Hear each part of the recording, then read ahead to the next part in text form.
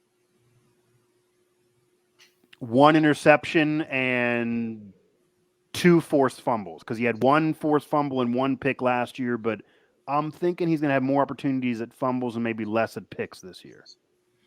Yeah, I would hit the over on tackles, just based on the position that he's going to be playing more so this season. Yeah. But at the same time, on the interceptions, I still feel like he can get over. I still feel like he can get 2 again, like he did last season.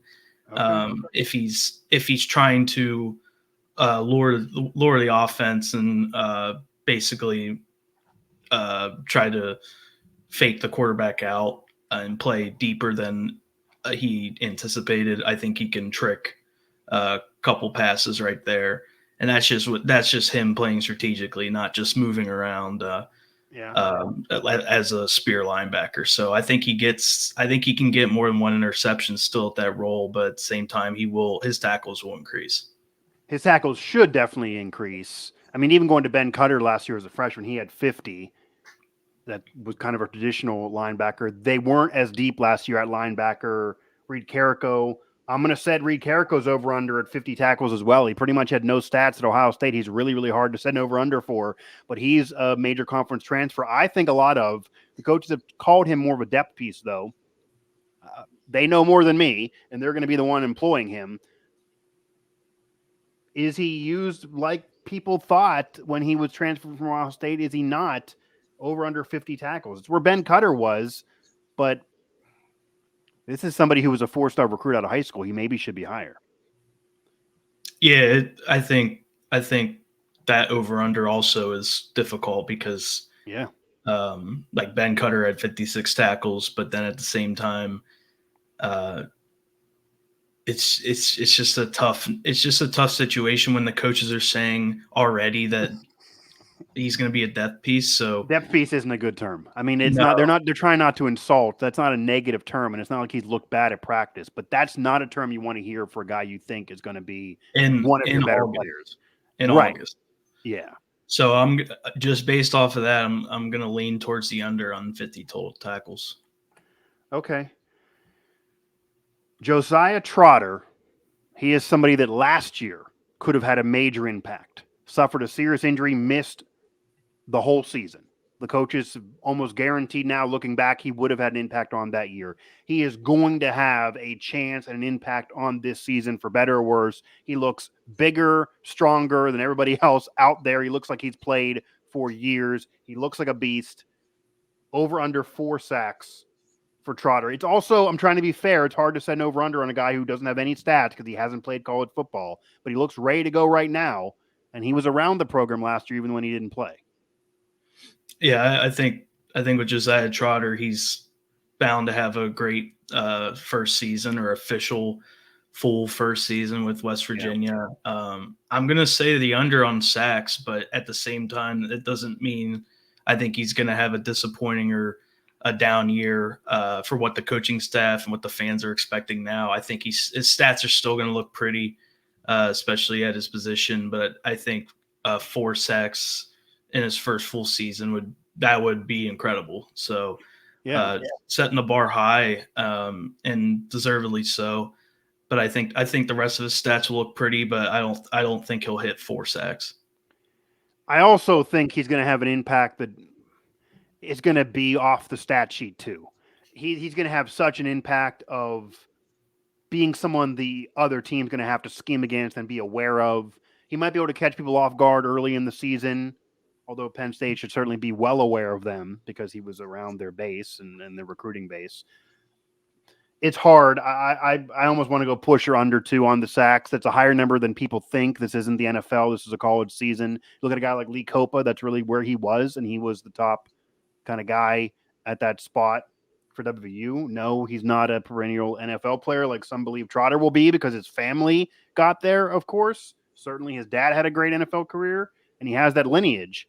But that's being fair to him. Maybe he'll get over and have a gigantic impact on this season, and it does make you wonder what would have been the case last year if you had him, because that was the one position on the defense where there was really no depth, and they had tons of injuries. Imagine if you had him on that D last year, and that D was even better. Does that bump them into the Big 12 title game? Does that give them a win or two more? That's why people, again, are believing on this team being a legit contender. Sean Martin over under 30 tackles. I believe he was around that neighborhood last year. A lot of these over-unders are similar to what they did a year ago. But again, there's supposed to be more depth. He's supposed to be better. And the coaches are all putting more on him this year. There's a belief for some, though, that he's kind of maxed out and he just is what he is. He had 15 solo. He had 27 last year, 34 the year before. So that would be basically his average. But is he better is a thing. Over under 30 tackles for Sean Martin. I'm going to go over. I think this is an important year for Sean Martin to really emphasize and establish himself as just that main guy at the defensive lineman position. I think he's established that to a point, but this would really put him just on another trajectory. I think he's going to hit over 30 tackles. He's able to do it 2 seasons ago, and last year he came just short. So I think this will be a year where he gets back in that 30 and possibly over 35 total as well. Yeah, 35 would be a career high. It'd be a great way to go out for him. Obviously, he's a leader of the D-line, even though he's a quiet guy. He's wearing number 5 now, which is an important number to the program, and him personally, a lot to play for, dedicating this season to a late friend of his from his high school days. So a lot on him, even though it's kind of been under the radar with so many other moving parts on this defense and for this team and so many storylines out there. He's probably been undercovered, which, Ethan, you maybe could argue that's good for him. Maybe he's going to kind of fly under the radar. He's not getting talked about as much as some of these other guys. So last year he was kind of hyped up, and you could argue he underachieved and it went under the radar because the team ended up winning 9 and no one cared that he was underachieving. But he had a worse year than the year before. That shouldn't happen again. I'm going to go under, though, and I'm not being negative. I mean, that's right around his average. So I'm going to say 28, 29, and he's just right under, but he's still an integral part of that defense. I want to hit some team things before we wrap up and then touch on the new basketball news of the day, or of the week, really. So the West Virginia defense allowed 4,950 yards last season. Sounds like a lot? Yeah, that's a lot. Definitely need to be better this year, you would imagine, but they are going to face some teams that certainly can put up points, even in the new look Big 12, and even Penn State can put up points, even though maybe they're not going to throw a deep tons. Over under allowing 4,500 yards. So I'm going to give that to you, assuming the defense is better than last year, because they all say it's going to be better, and they did bring in more transfers than they did the year before. They supposedly have more depth. It should be better. Is it? I'm gonna say they hit the under on that, and that's not me taking their words of the defense is way better. I don't think it's gonna be that much better. But then you look at last season. Penn State almost had 500 yards. Oklahoma had 644 yards. If just one of those games, the defense that played a nice half, that easily ticks the 4,950 down to closer to 4,600, 4,700. So Ollie Gordon had 149 himself in the fourth quarter of the game. Yeah, so if exactly. To 100 instead of 149, not only do they probably win the game, but that already chucks it down a little bit. And even a team like Houston, where they played terrible, it was their worst game in that game. Yeah. So I think even though West Virginia will play good offenses, Oklahoma State, Arizona, just K-State, just in conference play alone, that's before even talking about Penn State. Right. I think they'll have they won't have. I don't think they'll have a team like Oklahoma's hitting 644 yards against them. Yeah, they aren't going to play the Sooners. Yeah, I just think naturally that number will go down. It should. I almost went over under 5,000, but I do think it's almost a guarantee they should be better defensively, at least in what they allow. They also want to allow a lot less against them on the board, but in terms of yards, that's a big deal because teams really were knocking on the door quite frequently, and obviously those those individual games you mentioned. Certainly the Oklahoma game, the Houston game, even the end of the Oklahoma State game, they really heavily weighted this. I mean, just as you're talking, that's like over 2,000 yards right there, those 3 games combined. So you got to figure. Now, they may have a pie in the sky. They want to be under 4,000. That might be a little unreasonable in this conference. So I think I definitely think under 5K, but I think even under 4,500. Now, what's probably more important, Ethan, is they allowed 380.8 yards a game. And that includes allowing the 600 plus to Oklahoma, almost 700, but also holding Pitt to basically next to nothing in the backyard brawl and winning that in a slugfest where Jerkovic couldn't move the ball and turned it over a bunch of times. Those 2 things existed, and that worked to the average of 380.8. Over under allowing 350 yards a game. I'm gonna still go over. I don't think this defense is as improved as the coaches are making it out to be. Yeah. I think going into most seasons, the coaches would say the defense has improved. That's just like kind of like in college basketball where you hit October and all of a sudden everybody can shoot threes just off of one off season. So I think the defense could be improved, but at the same time they're playing a lot of good offenses that are way better than West Virginia's defense. Yeah. So I think that yard average is still going to be over 350. I think so too, and especially now that I'm looking at it. So the overall defense was 66 last year, which really isn't good, especially for a good team that was a 9-win team. If they would get under 350, I mean, they would skyrocket into the top 30, top 25, because even the rest of this 66 to 51, they're all allowing 360 more. Now, they can't get that 380 and have that be 400. I do think they probably are going to make that 380 better than it was last year. Like if it was over under 380, I think they'd be under that because you don't have the Oklahoma game. So right there, that should help your average, and you maybe still have a great defensive game against Pitt and some of those teams.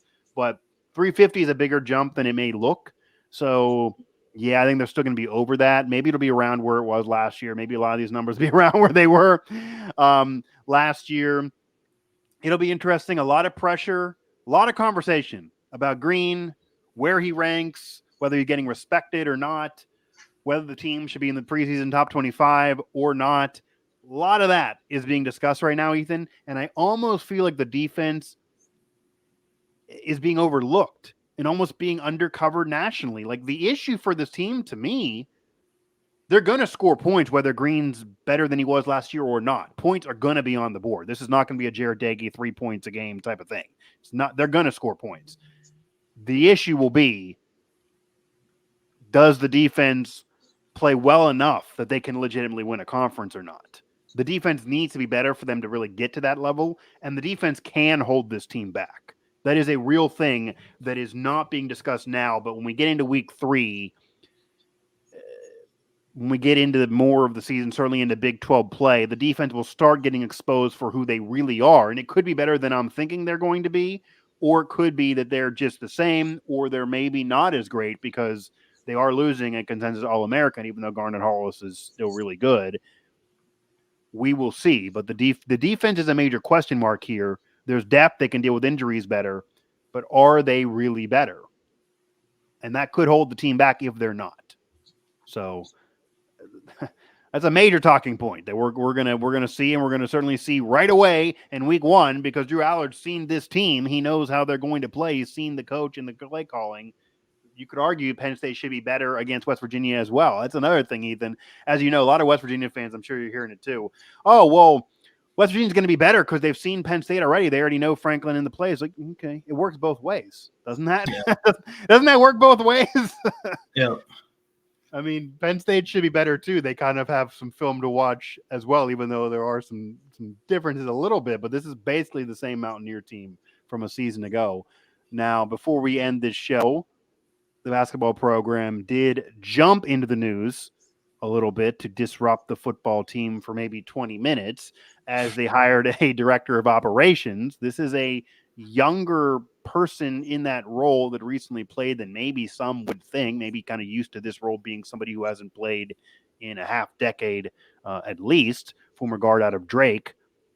Your thoughts? Surprising move. Move makes sense.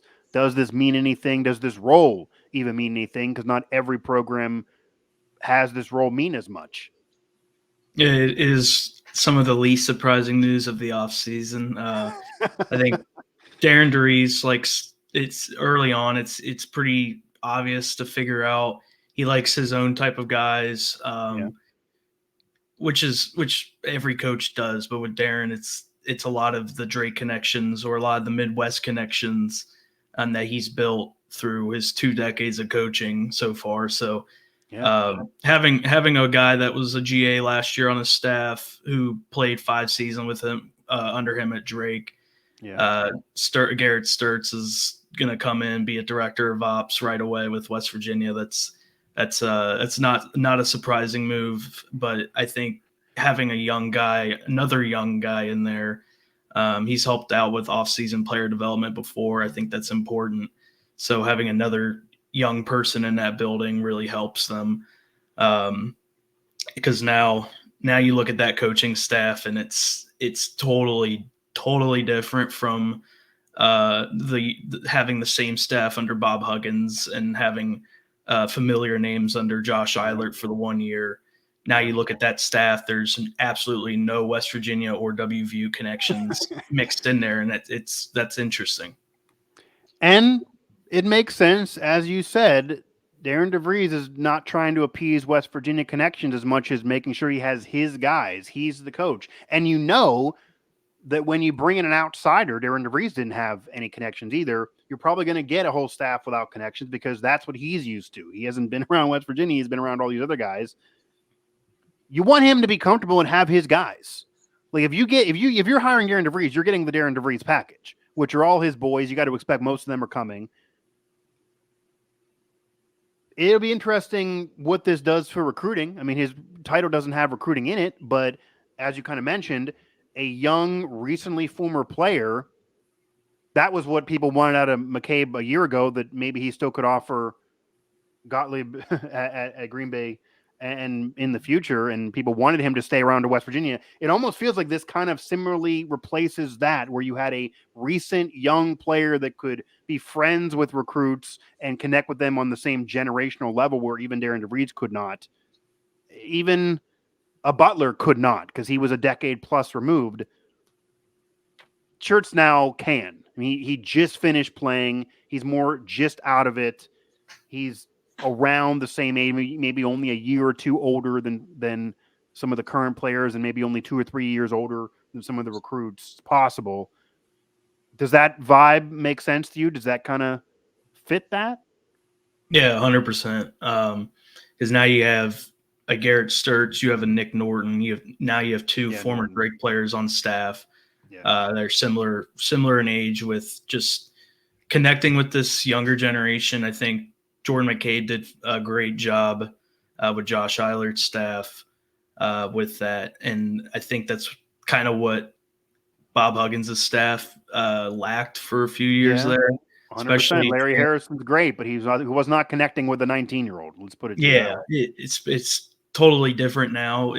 Even with the transfer portal NIL era, there needs to be a lot more transparency, and to be able to be transparent, you have to relate a lot to these guys to keep their trust and all that. So now they have 2 guys that are really young on the staff, while at the same time you still have your veteran coaches like a Darren DeReese, Chester Frazier, Corey Barnett, etc. So now I think they have a nice mixture of the 2, and I think the problem of stressing about who's going to assist Darren DeReese on the staff in April, that's long gone now. Yeah, at least now you know basically the team, you know the staff long term. These are young guys that, unless something really catastrophically happens, I would imagine you're going to be feeling the same staff vibe for years to come. This will probably be the core group, and you do have a mixture of young and old.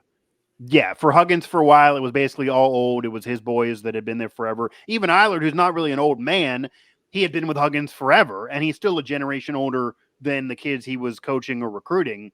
And on Eilert's staff, it was a lot of youth that maybe the fans liked, but it was also the wrong year to do it because you had Eilert with no head coaching experience.